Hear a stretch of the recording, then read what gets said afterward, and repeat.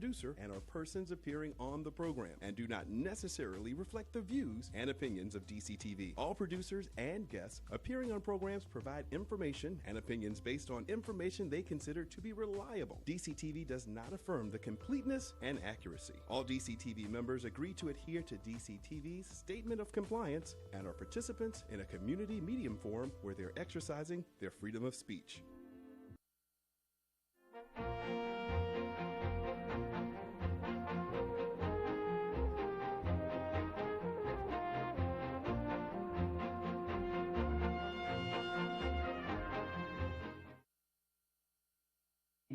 I'm your host, Karen Hudis. Welcome to this series on the network of global corporate control. Thanks to DCTV, to Carmen Stanley, Project Director, to Maurice Jackson, Studio Director, and to Couché Starnes on audio and teleprompter. Today's segment is pre-recorded and is called Government. Last week's segment was called Spirituality. Empathy is the capacity to understand or feel what another person is experiencing. This capacity is one of the ways that we can tell whether we're using our prefrontal godly brain. Now, Katie had this to say about our spirituality.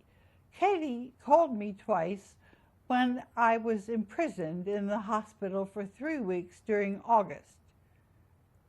Katie left a video for everyone advising for all of us to stay involved.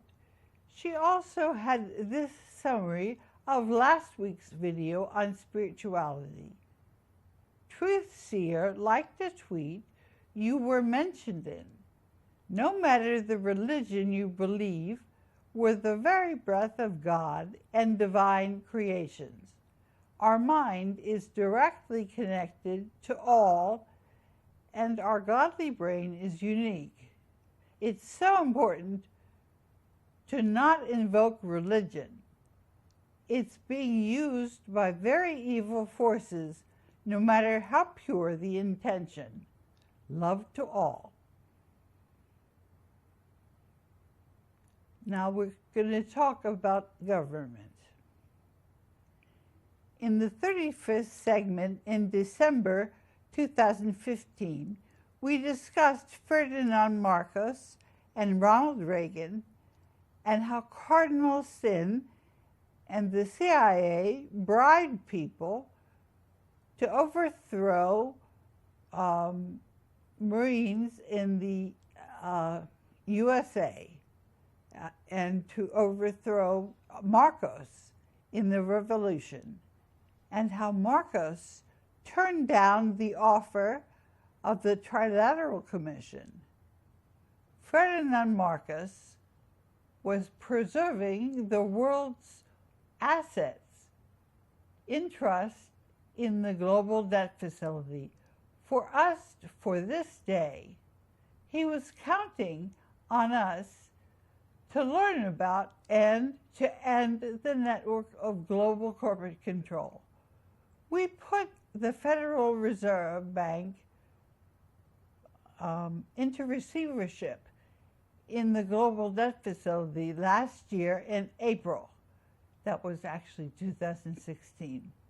And this year, in summary, I filed liens against the Federal Reserve Bank in the 11 states in which they are located. Kansas and St. Louis are both in Missouri. There's a hidden history.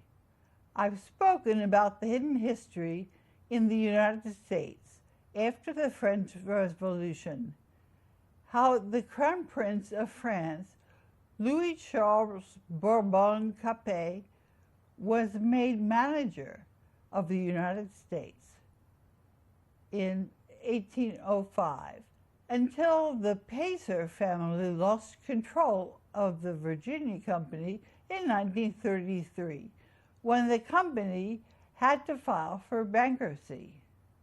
When you learn about a hidden puppeteer, history looks a lot different.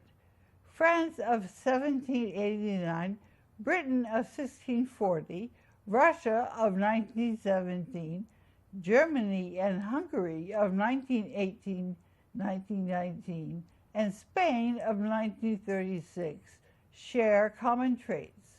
Provocateurs aiming to destroy the fabric of society. Under the global currency reset, the 1789 Constitution is going back into effect and martial law is ending. Justice Antonin Scalia may have been ready to disclose the fact that the United States is secretly being governed by martial law. At the beginning of February, 10 days before Justice Scalia's sudden death, I called Justice Scalia on the carpet for refusing to tell the American people that the U.S. is governed by martial law, and I tweeted his picture. I also mentioned the corruption in the Supreme Court and posted a picture of Justices Antonin Scalia and Clarence Thomas during the DCTV broadcast on February 10, 2016. I told the American Bar Association that lawyers are too corrupt to regulate the legal profession anymore, and that there probably shouldn't be a legal profession. This was after the DC Bar refused to answer any question whether the U.S. was being governed by martial law. And then the following oath, and they're not making any oaths in D.C. About the Constitution of 1789. And the Magna Carta, through the